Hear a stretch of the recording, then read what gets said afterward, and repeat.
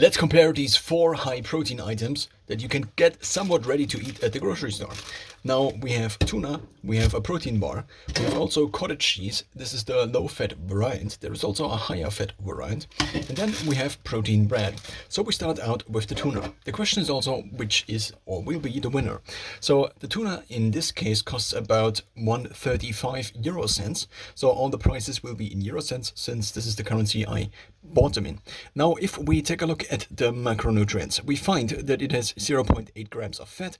It has 0 grams of carbs, so it's basically very, very low carb, of which sugar 0 gram, and we have 25 grams of protein. That's per 100 gram. Now also the total amount of calories is pretty low, with 107 kilocalories per 100 gram.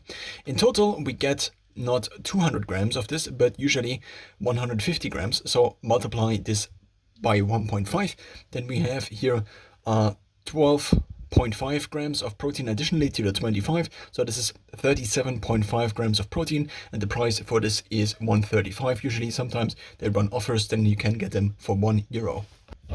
The second item is the cottage cheese. In this case, the low-fat variant. I am switching between the high and the low fat. It seems to be that in winter, my body prefers the higher fat variant, whereas in summer, the lower fat variant. So now we take a look at the macronutrients. We have in total 73 grams of 73 kilocalories per 100 grams.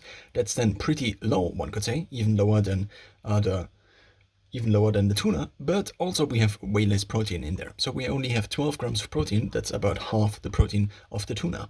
Now, in terms of carbs, we have 5 grams of carbs, of which sugar are 5 grams. So I assume that's mostly the milk sugar. Then in terms of fat, we have in this case 0.5 grams or less than 0.5 grams, which in terms of being low fat is also pretty nice. Now we take a look at the protein bar, and I have already to say that the protein bar probably will be the worst item. Now, what I also have to mention is that this costs, I think, also 135, so €1.35, and the tuna, as I mentioned, I think the tuna actually costs usually 150. I'm not entirely sure about the 135 because they sometimes run the discounts and sometimes they do not. So this is a typical protein bar at the grocery store. This is actually not that pricey. Often protein bars sell for higher than this. So this costs 0.95 euros, which is 95 euro cents. Now what we find in here is a 32% protein.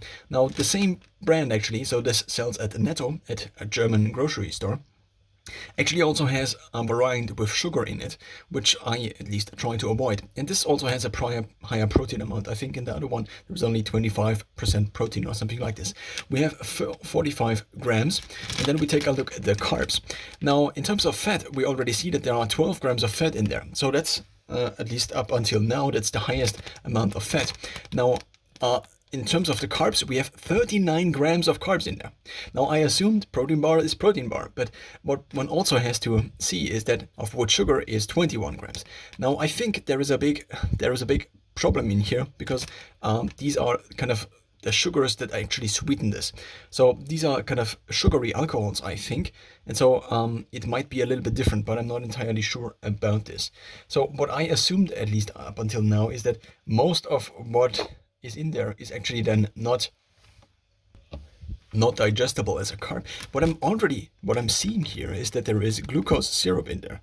Why did I get this bar? Maybe I got the wrong bar, or maybe they changed it, because previously I thought at least maybe I think this is the one with the sugar in it. So there is another one that has 45 or 50% protein in it. So I got the wrong one, which means I also happen to break my no sugar rule, at least in the last couple of days. So therefore this protein bar is actually not very representative. And so the 39 grams of carbs and 21 of which sugar are, well, then not representative. But nonetheless, this would be a typical protein bar, and it also would be the one that for most people probably tastes better. So this would be a typical protein bar. So it's protein, but this is actually way better, at least in terms of also price. Because in terms of price, let's check. We have 32 grams of 32 grams of protein in here, which is actually higher, I think, than the other variant. Now, the 32 grams of protein sell for about €1. So we could say that this here is actually okay. They are actually kind of the same, because the tuna well, it has only 37 grams of protein, but it costs a little more. It costs 150 this year, then in total has the 12 grams multiplied by 3. So we have 36 grams of protein in here for 135. And now let's take a look at the last item, which is what I saw today again. So I already bought these maybe 10 years ago, every now and then, which is just bread, but protein bread. So the idea of the bread is, I think, quite ridiculously nice. It is, how do you get food into a form that is somewhat eatable, and you don't just have to drink it, and you don't have to carry a shaker? It's bread, one could say.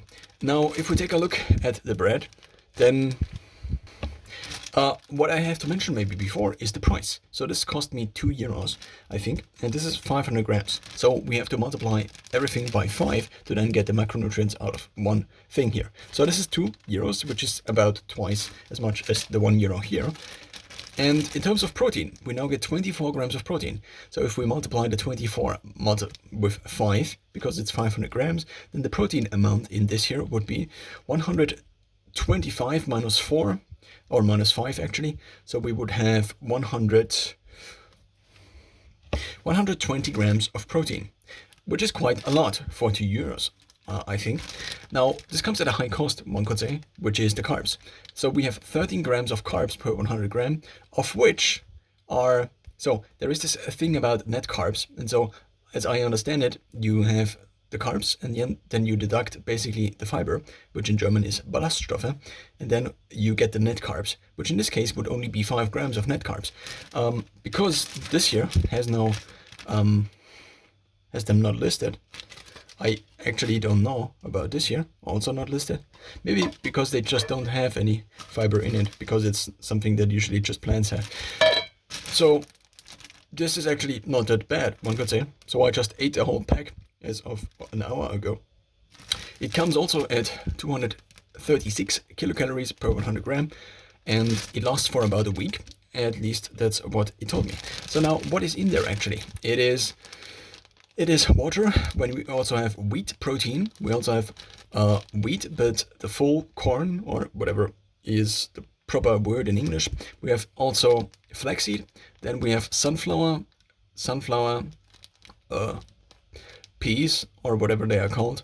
Then these are peas, so basically minced peas. Then we have also something else which is made out of roggen. I don't know whether this is the English word. Then we also have a couple of other things, but we also have apple cider vinegar in here, which was quite surprising. So apple cider vinegar seems to reduce the blood sugar response, not the blood sugar, but the insulin response maybe, or I'm not entirely sure which one of those. But in total, quite surprising, I would say, that this would be kind of, to a certain extent, the winner if we wanted to have kind of the most protein for the least amount of money. And this would be the winner if we wanted to have 0 carbs, I would say. Then this is kind of nice because it also contains a little bit of sugar, but it's milk sugar, and it seems to be, at least in my case. Another item would be curd.